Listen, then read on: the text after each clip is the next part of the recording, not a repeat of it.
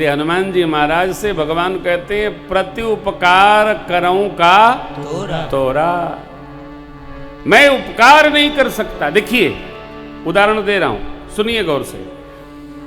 आप कहीं जा रहे हो और आपकी मोटरसाइकिल या कार से एक्सीडेंट हो जाए, कोई आपको उठाकर अस्पताल में पहुंचा दे, 15 दिन में आपकी छुट्टी हो।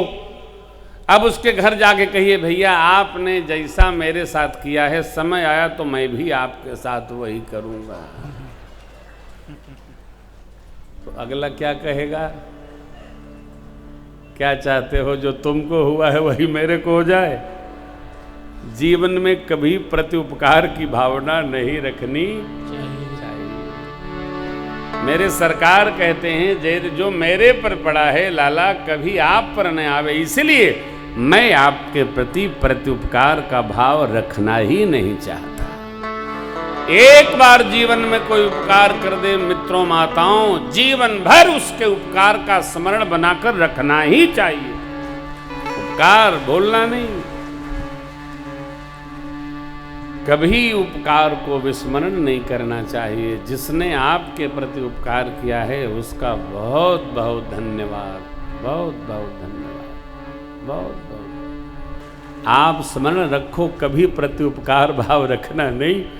श्री हनुमान जी महाराज ने भगवान की वाणी सुनी, प्रत्युपकार करो का तोरा, सुर नर मुनि नहीं कोई आप जैसा नहीं। श्री हनुमान जी के नेत्र सजल हो गए और भगवान के चरणों में हनुमान जी गिर कर लपटाए गए। त्राहि त्राहि भगवान। श्री हनुमान जी को भगवान बार बार उठाना चाहते हैं। बाबा कथा सुना रहे हैं। प्रभु के पंकज कपि कैसी सा, मेरे मगन गौरी। कथा बीच में रुक गई हो, बाबा मगन हो गए। क्यों? एकादश रुद्र हैं ये, सभी रुद्रों के समन्वित स्वरूप श्री हनुमान जी महाराज मगन हो गए। बाबा सावधान किए मन को,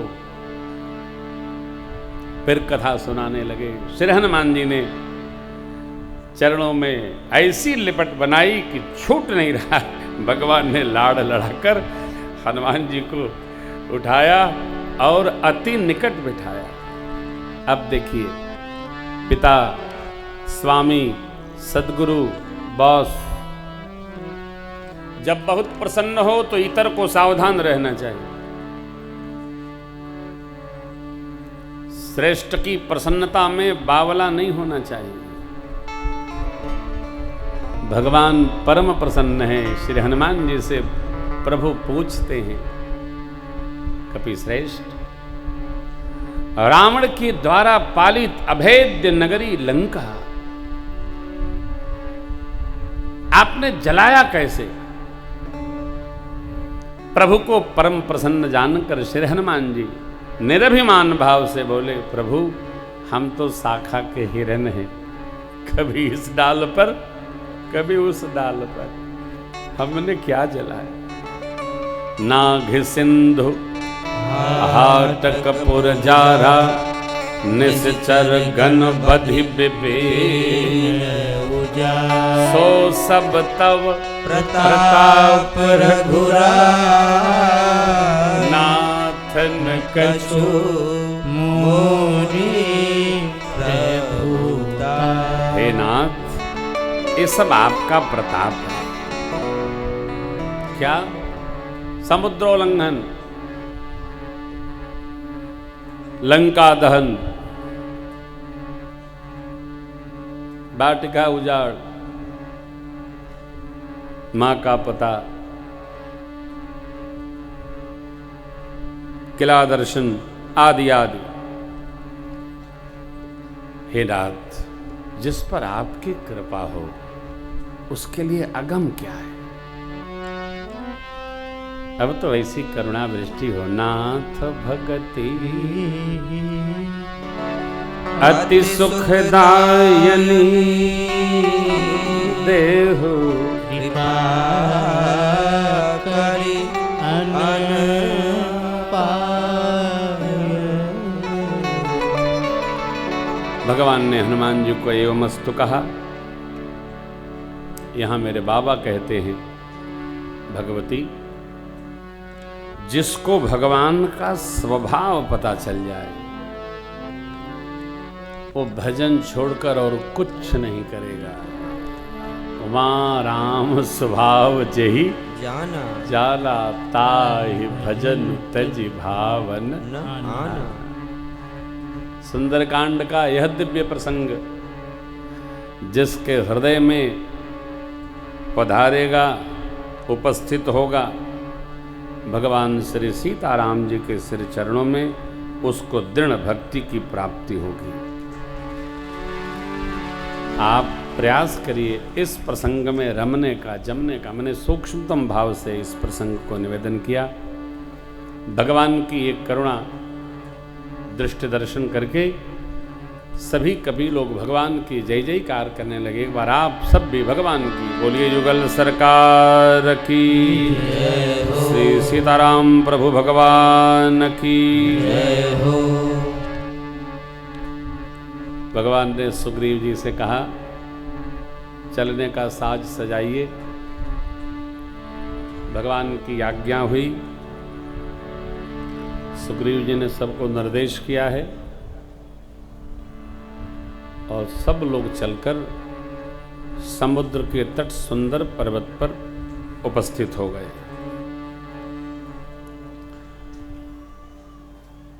छावनी पड़ी।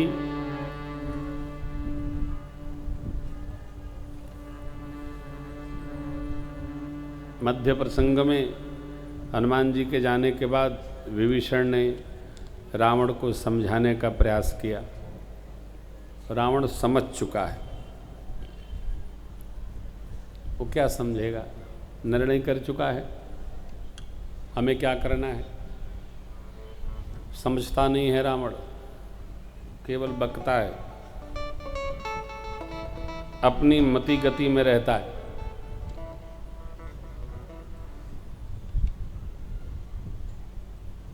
विभीषण जी को रावण ने चरण प्रहार किया। रावण ने कहा, मेरे नगर में रहता है तो तपस्वियों में प्रेम करता है, तो मेरी आसुरी नीति को जानता नहीं। यदि तुम्हें ऐसा ही ज्ञान देना है तो उनसे जाके मिलो और ये अपना उपदेश मानवीय संस्कृत का उनको भेंट करो। विभीषण जी माँ केकसी को वंदन करते हैं और सचिवों के साथ भगवान के दिव्य मंदिर में प्रणाम करके भगवान की शरण में आए हैं। भगवान ने शरण में ली है विभीषण जी को। यद्यपि सुग्रीव जी पक्ष में नहीं है, फिर भी भगवान ने विभीषण जी को शरण दी है। बड़ा दिव्य ज्ञान भाव है यहाँ। समुद्र के जल से विभीषण जी का राज तिलक कर दिया है। बाबा कहते हैं, जो संपत्ति शिव राम नहीं दीन दिए दसमा, सोई संपदा विभीषण सकुच दीने रघुनाथ। जो संपत्ति भगवान भोलेनाथ ने रावण को दिया था 10 सिर चढ़ाने पर, ससंकोच भगवान ने वो विभीषण जी को भेंट कर दिया। पर यहाँ एक प्रश्न है कि संकोच क्या है भगवान को। धर्म तत्व की मर्यादा है कि जो संपत्ति आपकी है ही नहीं उसको आप दूसरे को दे सकते नहीं। परमात्मा है, जो करें सो लीला है। भारत के बैंकों की तरह नहीं है। आप देख रहे हैं ना, कोई 500 करोड़, कोई 10 करोड़, कोई 1 लाख करोड़, जिसको जितना मिलता है, और अधिकारी भी बांटे दे रहे हैं जैसे पंजीरी बांट रहे हो। महाराष्ट्र में तो पता नहीं कौन सा बैंक बैठ ही गया, सहकारी बैंक था कि सरकारी बैंक था, भगवान जाने। बैंक में रखा धन अधिकारियों का नहीं है, प्रजा का है। प्रजा का धन आप अन्यथा व्यय नहीं कर सकते। जैसे हम घर में अपने रहें, घर का सामान पिता के द्वारा लगाया गया, रखा गया, वो पिता की संपत्ति है। बिना उनकी अनुमति के कोई किसी को दे भी नहीं सकता, दान भी नहीं कर सकते, भेंट भी नहीं कर सकते। भरत जी कहते हैं, अयोध्या की संपत्ति सब रघुपति के आही, जो बिनु जतन चलऊं तज ताही, तो परिणाम न मोर भलाई। संपत्ति प्रजा की है, प्रजा की संपत्ति का हम दुरुपयोग नहीं कर सकते, हमको सदुपयोग करना होगा। संपत्ति अभी हाथ में आई नहीं, लेकिन भगवान ने तिलक असकहि राम तिलक ते ही सारा। यह भगवान को संकोच हो रहा है, नीति है, ये सिद्धांत पक्ष है। आए तो दे दिया जाए, ठीक है, लेकिन जब उनके पास है तो आप नहीं दे सकते, इसका संकोच है। अब आप यहां क्या कहेंगे, भगवान गलत क्यों करेंगे, मेरे सरकार है? नहीं नहीं नहीं नहीं। आजकल देख रहे होंगे ना आप, जिनके वोट कम होते हैं, विधायक कम होते हैं, मंत्री लोग कम होते हैं, अरे सांसद कम होते हैं, तो वो दूसरे पार्टी के लोगों को जोड़ लेते हैं। जो आता है वो क्या कहता है, हमको मंत्री बनाएंगे ना? बोला हाँ, तो ठीक, आइए, वेलकम वेलकम, आइए आइए, मंत्री बनाएंगे। दूसरी पार्टी के नहीं मंत्री बनाएंगे तो जाएगा क्यों? जाएगा नहीं तो सरकार कैसे बनेगी? आपके महाराष्ट्र में तो चल ही रहा है। क्या चल रहा है हमको अध्ययन नहीं है, लेकिन है तो है, भगवान की कृपा है, भगवान करे चलता रहे, सब चलता रहे। जो चल रहा है वो चलना ही चाहिए, लेकिन ठाकुर की कृपा है। परंतु जब तक अपना अधिकार न हो किसी वस्तु पर, हम दूसरे को भेंट नहीं कर सकते। जो है उसी पर निर्णय करना, जो नहीं है उसका होना, ये विकृत करता है जीवन को। जो नहीं है उसका होना अच्छी बात नहीं। जो हाथ में है उसी पर निर्णय होना चाहिए। इसका हम क्या करेंगे, कैसे करेंगे? क्या हो गया? भगवान ने सबको बिठाया, पूरी कैबिनेट को, और कहा समुद्र कैसे पार किया जाए, सब लोग राय करिए। सुग्रीव जी तो विभीषण जी की शरणागति से पहले से ही उद्विग्न है, खिन्न है, कुछ बोले नहीं। विभीषण जी ने कहा, प्रभु तुम्हार कुल गुरु जलधि, कही उपाय विचार, बिनु प्रयास सागर तरे, सकल भाव कभी जा। हे नाथ, आपके कुल श्रेष्ठ हैं, आपके कुल के पूर्वज महाराज सगर इनको लाए हैं, प्रगटाए हैं, अस्तु इनसे मार्ग मांगा जाए। मंत्र नयह लक्ष्मण मन भावा भावा।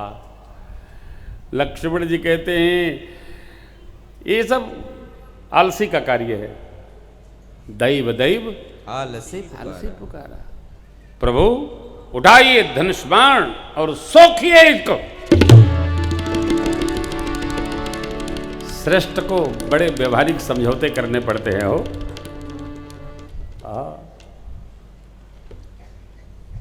उठाइए, सोखिए। अरे भगवान ने कहा ऐसे ही करूंगा। अभी नई प्रविष्टि हुई है, नए नए सिद्धांत से आए हैं, थोड़ा इनकी भी मान लो। कौन सा आफत आ रही है? कोई राय दे तो थोड़ा स्वीकार करना चाहिए। भगवान दरबड़ साकर कुसा की चटाई बिछाकर समुद्र के तट पर बैठ गए। 1 दिन, 2 दिन, 3 दिन हो गया। विनयन मानत जलद जड़ गए 3 दिन। बोले राम सकोप तब भय बिनु होई। बिना भय के प्रेम नहीं।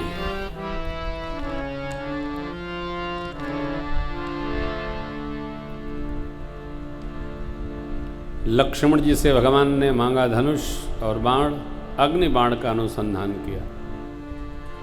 जैसे अग्नि प्रज्वलित भई, समुद्रदेव महाराज विप्रवेश में हाथ जोड़कर प्रत्यक्ष हुए। कनकथार भरी मन गनि नाना, विप्र रूप आयो तज माना। चाह उत्पन्न हो गया समुद्र में।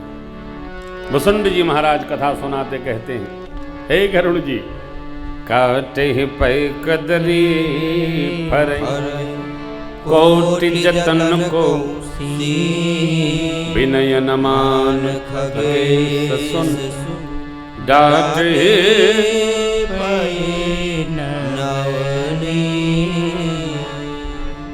ये सिद्धांत है। किसी को लाड़ से, किसी को प्यार से, किसी को डपटते, सबको यथा योग्य संभाल के रखना चाहिए। मनुष्य की 4 प्रकार की श्रृंखला है। जो जैसा होता है उसी प्रकार के व्यवहार से वो मानता भी है। समुद्र जी शरण में आए, बोले प्रभु अपराध क्षमा हो, त्राहि माम त्राहि माम त्राहि माम। हे नाथ, हम 5 तत्व जड़ व्यवहार में चलते हैं। छिद्र, जल, पावक, गगन, समीर, वायु, ये 5 तत्व हैं। हम 5 तत्वों में जो कुछ भी सिद्धांत पक्ष है वो आपका ही दिया हुआ है। तब प्रेरित माया उपजाए, सृष्टि है तो सब ग्रंथ निकाय। आपकी आज्ञा हो तो मैं अभी सुख जाऊंगा, सेना पार हो जाएगी, परंतु मेरा कुछ नहीं जाएगा, जाएगा सब आपका। प्रभु प्रताप में जाब सुखाई, उतर ही कटक न मोरी बढ़ाई। सरकार आपने बनाया है, हमें समुद्र आपने बनाया।